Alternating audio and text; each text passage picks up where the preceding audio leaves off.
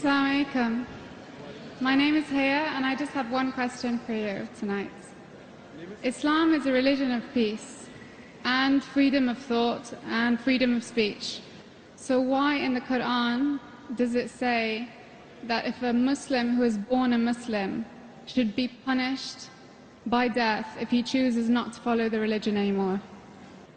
Sister, you said the Quran says that a person who is born as a Muslim and he changes his religion, he should put to death. Sister, I don't know of any verse in the Quran. You point out in the Quran, there is no such verse in the Quran talking about that a person who is a Muslim and then who changes his faith, he should be put to death. But there are certain rulings. But if you go back to the history, the seerah of the Prophet, Muhammad Sallallahu Alaihi Wasallam, we know that when the Prophet went to Medina, there was one Sahaba who came and said that when the Prophet said, go and kill these kafirs, they're causing problems, they are the enemies. So one of the Sahaba said that please forgive my brother. And the Prophet didn't kill him. And later on that person accepted Islam. So it's not a general rule that any person who's a Muslim who becomes a murtad, he has to be put to death.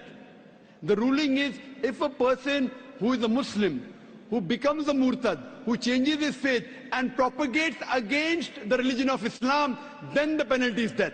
And this is in most of the countries. For example, if in the country of India, there is a citizen of India who shares the secret prints of the Indian army with the enemy, the Indian law will say he should be put to death or life imprisonment. This is the same law in America, same in UK for apostasy. The same law that is there that if you sell some secret of the country, either death penalty or life imprisonment. So in Islam, it is not a normal ruling that a person who is a Muslim, when he becomes a non-Muslim, he should be put to death. Only if he propagates against Islam and conspires against Islam, then is the ruling of death, sister.